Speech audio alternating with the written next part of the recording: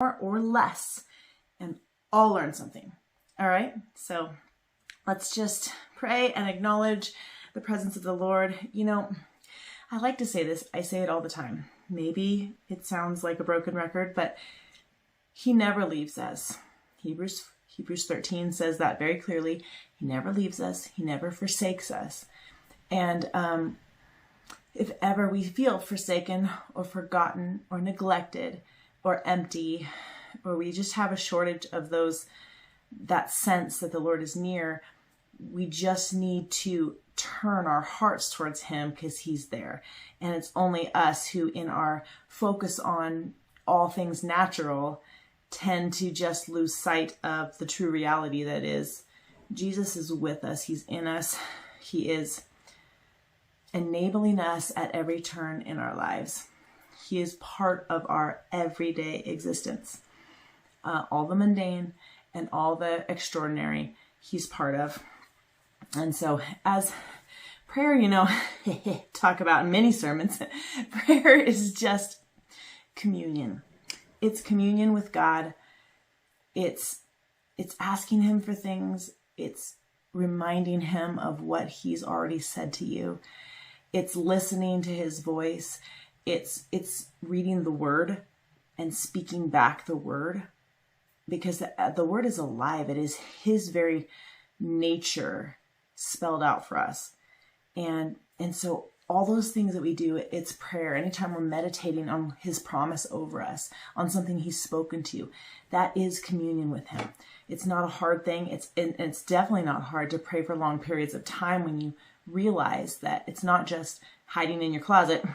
Great thing if you can, but it's all the little ways that you turn your hearts towards him. You thank him for things. You acknowledge his goodness. So that's what I like to do. Lord, we just acknowledge your presence here, your constancy, your faithfulness. We acknowledge that everything you've said in your word is true, that you never change, that you're the same yesterday, today, and forever, and that we can have absolute confidence in you. So I just thank you that your hand is upon this time where we're together talking about your word, and our eyes and our ears, our hearts are open to everything your spirit is speaking to us tonight. And I thank you that I am learning as I speak. In Jesus' name, amen. Guys, I'm not going to say this is a hard message, but it might be a hard message. So don't leave me. Stay right there and participate with me, okay? I think I've mentioned to you before in past weeks that I've been teaching that I teach out of what the Lord is teaching me, and sometimes they're hard lessons for me. Sometimes I'm like, ouch, that burns.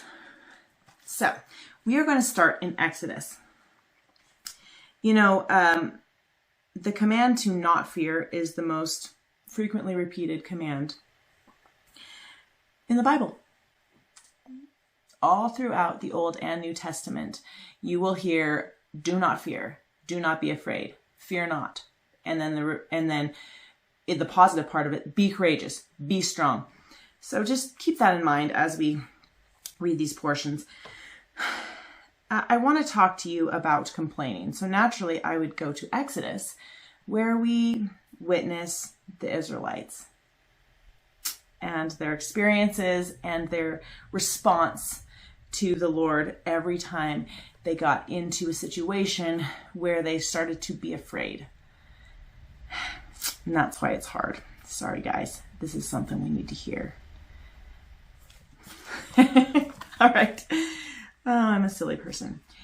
We're going to start at Exodus 15:22. Then Moses led Israel from the Red Sea, and they went into the desert of Shur. So you know that they just witnessed the Red Sea parting, all of them going through on dry land, and then all of Pharaoh's army trying to follow them, and the waters just crashing in, rushing over them, and they were no more. Okay, so they've already seen some pretty stunning realities of God's power. So they went into the desert of Shur. For 3 days they traveled in the desert without finding water. When they came to Marah, they could not drink its water because it was bitter. That is why the place is called Marah. So the people, grumbled against Moses, saying, "What are we to drink?" Then Moses cried out to the Lord, and the Lord showed him a piece of wood. He threw it into the water, and the water became sweet. There the Lord made a decree and a law to them, and there he tested them. He said, "If you listen carefully to the voice of the Lord your God and do what is right in his eyes, if you pay attention and keep his decrees." Okay, so he's giving them insight for their future right there. He's just like, guys, listen carefully to my voice. And he's literally speaking to them. So we just went through the Red Sea, and then we just witnessed a miracle where he threw the wood into the water and it became sweet and drinkable, and they were nourished by the water. Then we're going to go on. Okay, so they continue traveling. We're now in 16. The whole Israelite community set out from Elim and came to the desert of Sin, which is between Elim and Sinai, on the 15th day of the second month after they had come out of Egypt. In the desert, the whole community grumbled against Moses and Aaron. So, grumbling is just another word for complaining. They are the same side of a coin. The Israelites said to them, "Now this is very strange and humorous in a really non-laughable way. If only we had died by the Lord's hand in Egypt." Yeah. There we sat around pots of meat and ate all the food we wanted, but you have brought us out into this desert to starve this entire assembly to death. Wow, harsh. Okay, so once again, they've already witnessed what the Lord was able to do when they were dying of thirst in the desert. And now they're in the same exact position, and the posture of their hearts hasn't shifted at all. They are still, once they are in fear. So fear is the first response to those things. Fear of death, fear that they will, suffer. I mean, all those fears are wrapped up in that. And then the response, let's see, let me just read some of the stuff I wrote down. Okay. Complaining is the language of unbelief. All right, and I'm going to say this statement. Complaining comes out of a heart that has a lordship issue. All right? Don't leave me here. Complaining leads to unbelief. It will always lead to unbelief because it will always lead, I wrote this down, it will always take you to questioning the goodness of God. Anytime you witness instances in the Bible where they are complaining, where they are grumbling, it always leads them to questioning the goodness of God, questioning the faithfulness of God, questioning that God can take care of them, that God is still with them. So if we're to look at fear as, well, let me say this. This is a hard thing. Complaining is always reasonable. It usually starts in a perfectly reasonable way. Let's say, for instance, I've had a hard day with the kids. And Chris comes home and I complain and I let him have it. And I just tell him all the details. And the more I speak about it, the more I start to become concerned and anxious and fearful that because of my children's behavior, somehow they're not going to turn out right. I mean, this might seem extreme, but this is like the rabbit hole of complaining as you start giving into fears and you start hanging on to these anxieties, and it will get you in a place of unbelief because what I believe regarding my children, because this is just an example I'm using, is that they will serve the Lord all the days of their life, that I have promises regarding them in this word, and that's what I'm going to look at, and that's what I'm going to acknowledge all throughout their entire lives. The goodness of God for my children. He didn't leave me hanging as mom. He's like, here's my word, here's my nature, here's what I am speaking over your children. Speak it yourself. That's what he tells me in his word. That's what I do. All right, so that's just an example. So complaining will always seem reasonable,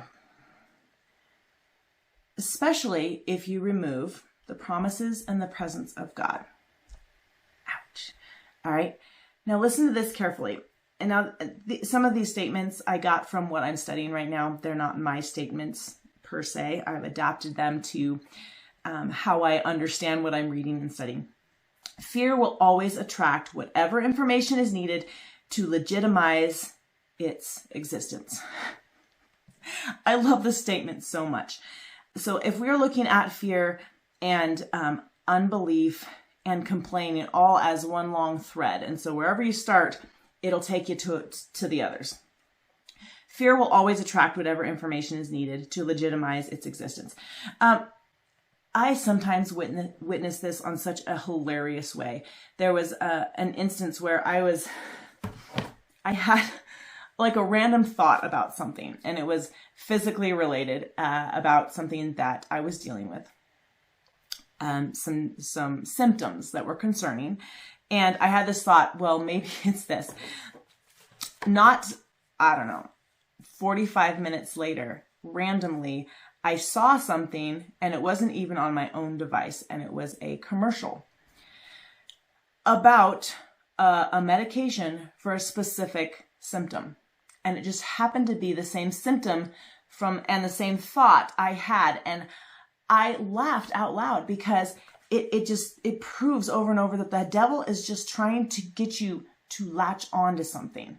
And if you start giving into fear and latching on, it's just opening doors for him to just mess with you. We just don't want that. We don't want the devil to have any foothold whatsoever. So let me repeat that. Fear will always attract whatever information is needed.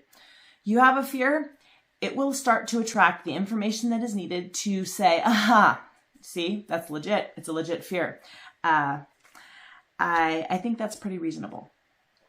No, it's not, because there are, like I said in the beginning, so many instances where we are told, do not fear. And let me tell you something.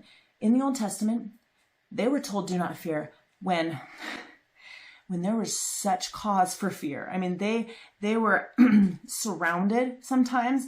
It was a lot of war, a lot of fighting, and sometimes it was just what they were witnessing with their eyes would tell them, you have cause to be afraid.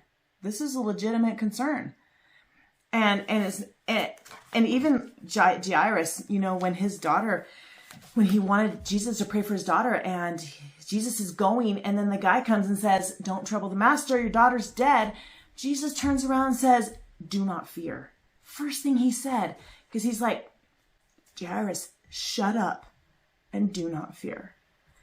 So it's a hard thing, but he says it so much so that we would take him seriously, I think.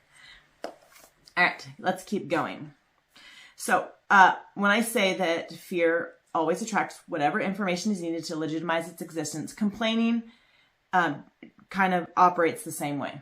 It will attract the information that is needed to legitimize its existence or to make it seem completely reasonable. And your friends will tell you, that's reasonable. Absolutely. Okay. Now, I also want to mention with the Israelites here, so after they got the water, now they're complaining because they're pretty hungry. And they're saying, if only we had died at the Lord's hand in Egypt. There we sat around pots of meat and ate all the food we wanted. It's funny because they were complaining in Egypt because they were slaves. So it's weird that suddenly they want to go back there and starve there or be put to death. I don't know. Obviously, they weren't thinking in their right mind, because I think that complaining eventually gets you there. Oh yeah, that's my next point. Complaining clouds the vision of true reality, and there's a momentum to complaining that will always bring you to unbelief. It will always bring you to questioning the goodness of God. That word momentum is a really interesting word, and I wrote it down with intention, because when you start complaining, I think probably all of us have witnessed that. It's just like your thought loop when you start meditating on something negative, and suddenly everything you see reminds you of that negative thought pattern, and you just can't get out of it. It's the same thing with complaining. You just get into this habit, to this speaking loop where you always get back to that same complaining, and it will get you into unbelief if it doesn't start in unbelief. So they're slaves. Then the Lord said to Moses, I will rain down bread from heaven to you. You know, they could have just come to Moses and said, we're really hungry. Can you talk to God about that? Or they could have talked to God themselves. But this is interesting that, where did I write it down? You know how my notes are. I can barely read them myself, but they're good. They're great. I'll get to that part since I can't find them in my... All right, so then they get some instruction. On the 6th day, they are to prepare what they bring in. That is to be twice as much as they gather on the other days. So Moses and Aaron said to all the Israelites, in the evening, you will know that it was the Lord who brought you out of Egypt. And in the morning, you will see the glory of the Lord because he has heard your grumbling against him. This is so interesting that in the morning, he says, you're going to witness my glory. Okay, so based on other things in the scripture, usually the glory is like the majesty of God and you're just standing in awe. But in this case, I think that it's like an opportunity he's giving them to behold his nature, to behold his character and his intention and his love for them and his purity towards them, to behold who he is, so that they had an opportunity to adjust their hearts in that moment and to look at him as he truly was, and then to trust him, to just go through this walk towards the promised land, trusting him, not going through all the ups and downs and the roller coaster of life, going back and forth in that same pattern. Oh, we're in lack, we're in want. Let's start complaining. Let's start doubting the goodness of God. Oh, we're doing good. We got quail. You know, just because, let's see, I have it. What does it say? Oh, if you don't trust God in times of lack, you won't trust him in times of abundance. Hands down, this is what was happening to them. They had times of abundance where they had plenty of manna. And because their habits and their patterns were ones of complaining, they didn't trust him in the abundance either. And you might have a ton. It doesn't mean that you trust God. People who are rich financially, it doesn't mean they trust God. It means that they haven't had the opportunity to need to trust God because they've always had the money. If you've gone through times of lack and times of abundance, and you've learned in times of lack to trust God for everything that you need, you will trust him with every bit of your finances. That's the way it works.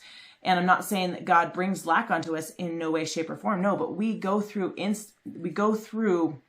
things in this life where not everything is perfect, and we have to choose what we believe. Do we believe that he provides for us in everything? Do we believe that he is our supply house, he is our source?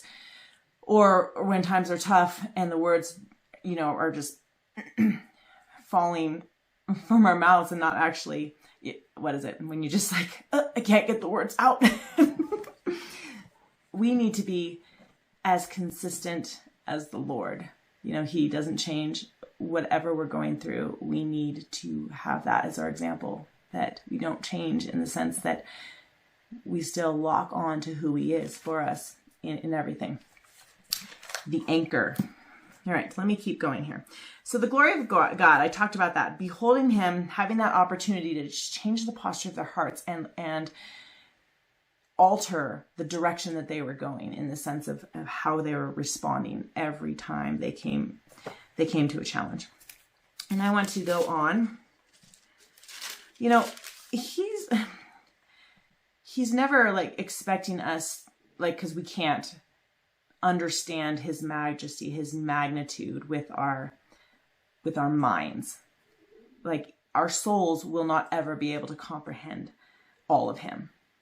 Our spirits are connected to him, so there's a comprehension in our spirits, which is why it's so important for us to renew our minds.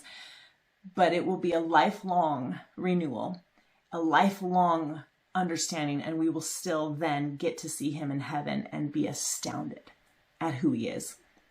So it's not that he expects us to judge him justly in everything. He expects us to be moving towards him all the time, moving towards changing the things that are not of him, moving towards letting things be pruned away when he says that, it's not good for you.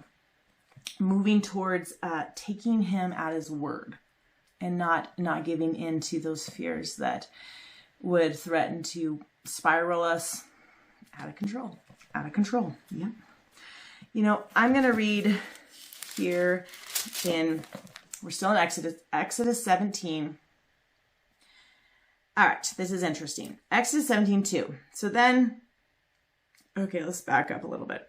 To 1, they camped at Rephidim or something, but there was no water for the people to drink. Again. So they quarreled with Moses and said, "Give us water to drink." Man, these people are hard.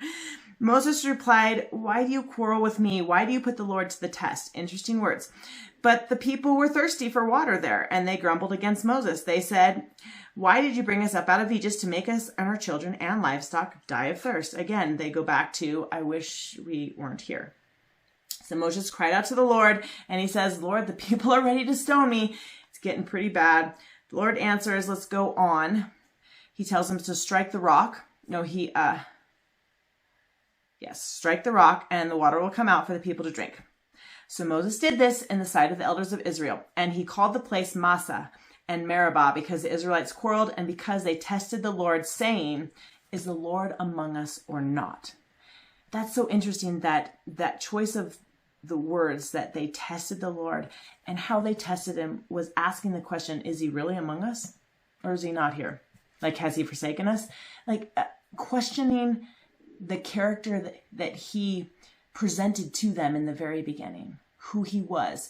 And not only this, let's just recap. They saw the Red Sea open. They have been guided with a fire by night and a cloud by day ever since they left. They saw the Egyptian armies folded under the water. They saw water come from the rock. They saw manna from heaven. They've witnessed all these things. And then they're saying, "Is the Lord really among us?" Wow. Now, I just want to say that doesn't seem rational. And so I pose that complaining will get you in a place that is not rational. Every time. Okay. That's just what I derive from that passage. Now, I'm going to go over to Psalm 78 because Psalm 78 really kind of gives an overview. It's like a lesson in history, an overview of what happened there. So I'm just going to read this to you. You guys, take note. How am I doing? I'm doing excellent. There's just too much to go. But we'll start at number 10. This is Psalm 78, 10, and this is the Passion. They didn't really believe the promises of God. They refused to trust him and move forward in faith. They forgot his wonderful works and the miracles of the past, even their exodus from Egypt, the epic miracle of his might. They forgot the glories of his power at the place of passing over. God split the sea wide open, and the waters stood at attention on either side as the people passed on through. By day, the moving glory cloud led them forward, and all through the night the fire cloud stood as a sentry of light. In the days of desert dryness, he split open the mighty rock, and the waters flowed like a river before their very eyes. He gave them all they wanted to drink from his living springs. Okay, so we're going to keep going down because I'm running out of time. All right, so this is, for they turned, in number 22, for they turned away from faith and walked away in fear. They failed to trust in his power to help them when he was near. And I think that really sums it up, along with what they said. They tested the Lord, saying, "Is the Lord among us or not?" All right, now let me see what I wrote about that. Okay, so what we read in the Word is his nature. And we are shown who he is in the Word. We experience it at church. We experience it when we hear great teaching. We experience it in our communion time with him. We experience who he is. And those truths, that reality needs to anchor us firmly no matter what we go through. That is the anchor that holds us firm in all of life. It's his character, it's his nature, it's the fact and the truth that he never leaves us. He never forsakes us. And back to that first thing, we believe all of his promises and never forget his wonderful works and miracles of the past.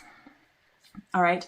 So if I let go of what I know of his character, and his nature to take hold of or embrace a fear or a lie, I'm letting it go of the most solid thing in my whole life. So if you look at it as you're holding on for dear life to a rope that's keeping you It's raising you out of the muck and mire, or a whirl of water, or swirl of water, or deep darkness, or whatever. Whatever gives you the best visual. You're holding on to that rope for dear life. Okay, this is the anchor I'm talking about. This is the reality. And if you reach out to grab for something less solid, and you lose hold of that rope, that's essentially what it is when we're giving into fear, when we're giving into complaining that leads us down that path of unbelief. We are letting go of what we know of the character and nature of the Lord to hold on to something way less real, way less tangible. A lie. Okay, because his character and nature, who he is, what he explains to us about himself in his word, is our solid anchor. And we can never let go of that, no matter what we see, no matter what we experience, no matter what we feel. And feelings are an amazing part of life and should never be discounted, ever. But feelings are a really awful master.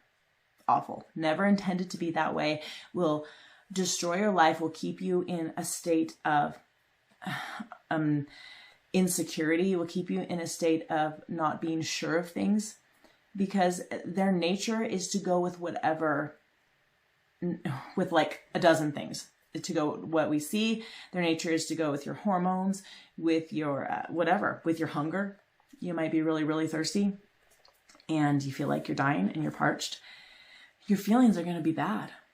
And that's what was happening to the Israelites. And they let go of whatever substance they had, which was the nature of God. And they started complaining and grabbed onto that. Okay. Let's see. I think we're about done.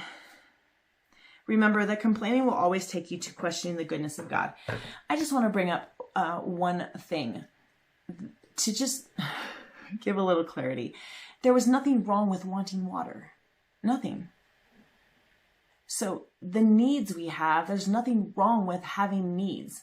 There are times in my life where I've told my husband, because I don't like complaining about the kids, and so instead of complaining, I've said, I'm a little delicate tonight. I could use some compassion, or I could use a good chat. So instead of complaining, I'm saying, there's some things that happen and I do want to talk to you about them, but I'm not going to do it in a way that is negative and causes me to lose focus of the nature of God in my home, the nature of God for my kids, the nature of God, who he is for me, his faithfulness towards me. But there's nothing wrong with wanting water. They were thirsty. Our bodies were made to consume water in order to live. So understanding that it's okay to be hungry. It's just like they were legitimate needs and desires they had, and they can present them without complaining, because that's where they went off track, where they started to get so focused on being, what is it? What's the correct word? Being forsaken. That's what they were focusing on. How could God really be true and good when we feel so thirsty? All right. And there's going to be times in our lives where we have that same thought. How can he really be true and good when I feel so rejected, when I feel so yucky, and the truth is, feelings isn't our master. We look to the nature and the reality of who God is for us all the time, never changing. And out of that will spring forth feelings that are the intent of feelings, what they truly are. It's like when you're in worship and your whole perspective shifts because you're acknowledging what is of the greatest value. He said in John 4:23, he's looking for worshipers to worship him in spirit and truth. And it's funny that he didn't actually say, I'm looking for worship. He's looking for worshipers. He's looking for people who have a heart to acknowledge everything that is of the greatest value. And that is him, always. All right. You guys go and look at these scriptures and just laugh at the Israelites, but also acknowledge that, I am them and I can grow out of that. But remember, his faithfulness is never changing, ever, ever, ever.